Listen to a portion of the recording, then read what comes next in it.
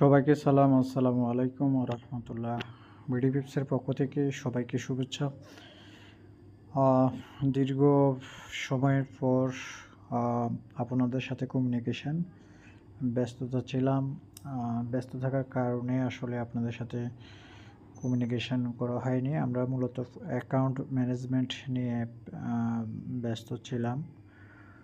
তো সর্বোপরি আমাদের এটা দেখতেছেন লাস্ট মান্থের একটা অ্যাকাউন্ট হিস্টোরি। তো সেখানে মূলত আমাদের অ্যাকাউন্টের কার্যক্রম আপনারা দেখতে পাচ্ছেন। মূলত হচ্ছে আপনি যে ফরেক্সে লস করছেন বা এখান থেকে যে আপনার অ্যাকাউন্ট জিরো হচ্ছে বা এখানে আপনার দীর্ঘস্থায়ী অর্থাৎ প্রফেশনাল হচ্ছেন না, এটার মূল কারণ হচ্ছে মেন যেই প্রবলেম হচ্ছে আপনি নিজেই ইমোশনালভাবে আপনি ট্রিট করেন। আপনি আসলে কোনো শৃঙ্খলা অর্থাৎ আপনার মধ্যে কোনো ডিসিপ্লিন নেই। যে কোনো সময় যে কোনো দিন আপনি এন্ট্রি নিচ্ছেন।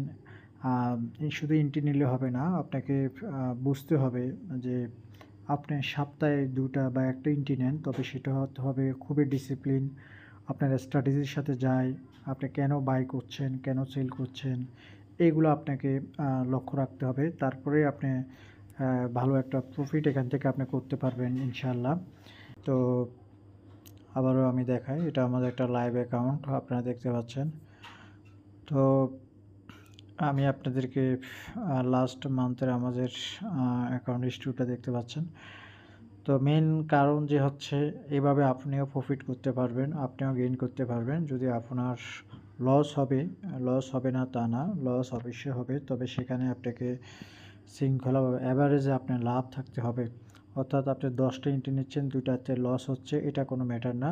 কারণ আপনি একটাতে যে প্রফিট করবেন এরকম 5টা লস করলেও সেটা আপনার মেকিং হয়ে যাবে। অর্থাৎ আপনি আরও 7টা 8টার মধ্যে আপনার প্রফিট থাকছে।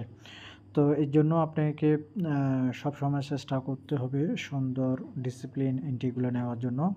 সবাইকে ধন্যবাদ। Thank you.